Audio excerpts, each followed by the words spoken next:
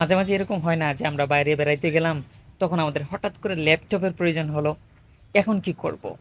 সবসময় তো আর ল্যাপটপ সাথে নিয়ে ঘোরা সম্ভব না। সেটা কি সম্ভব? সম্ভব না। কিন্তু আমরা চাইলেই কিন্তু আমাদের যে স্মার্টফোন আছে সেটাকেই ল্যাপটপে পরিণত করতে পারি। এখন প্রশ্ন হচ্ছে কিভাবে? তাহলে অবশ্যই স্ক্রিনটা লক্ষ্য করুন। কিভাবে আমরা আমাদের মোবাইলকে ল্যাপটপে পরিণত করব সেটাই আজকে আমরা দেখব। স্ক্রিনটা লক্ষ্য করুন। প্রথমে আমরা প্লে স্টোরে গেলাম। প্লে স্টোরে সার্চ অপশনে গিয়ে আমরা লিখব Win7 Simo। Win7 Simo যেটা আছে এটা আমরা জাস্ট ইনস্টল করে দেবো। ইনস্টল করতে যেটুকু সময় লাগে আমাদের একটু অপেক্ষা করতে হবে।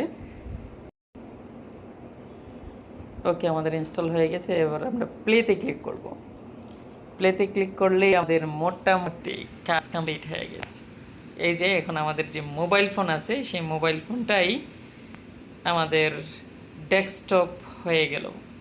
তাহলে আমরা একটু অপেক্ষা করব। স্টার্টিং উইন্ডোজ যেভাবে Windows 7টা পিসিতে রান করে ঠিক সেম একই রকমভাবে আমাদের এখানের মধ্যে জাস্ট আমরা কী করবো, সুইচ ইউজারে গিয়ে আমরা আমাদের ইউজার নেম পাসওয়ার্ড দিয়ে আমরা কী করবো, কন্টিনিউ করবো। ঠিক আছে, ব্যাস আমাদের ডেস্কটপ রেডি।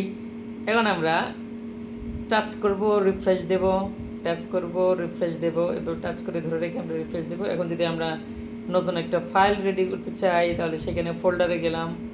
ফোল্ডারে যাওয়ার পরে নিউ ফোল্ডার হয়ে গেল। আমরা এই নিউ ফোল্ডারের মধ্যে আমরা চাইলে কি করতে পারি, আমাদের যে কোনো ধরনের ফাইল ক্রিয়েট করতে পারি। অর্থাৎ ডেস্কটপের যে ধরনের কাজ আছে সব কাজই আমরা চাইলে এখন কি করতে পারবো, মোবাইলে যে কোনো জায়গায় কাজ করতে পারবো।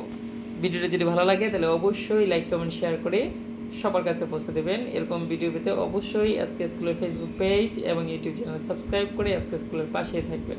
আল্লাহ হাফেজ।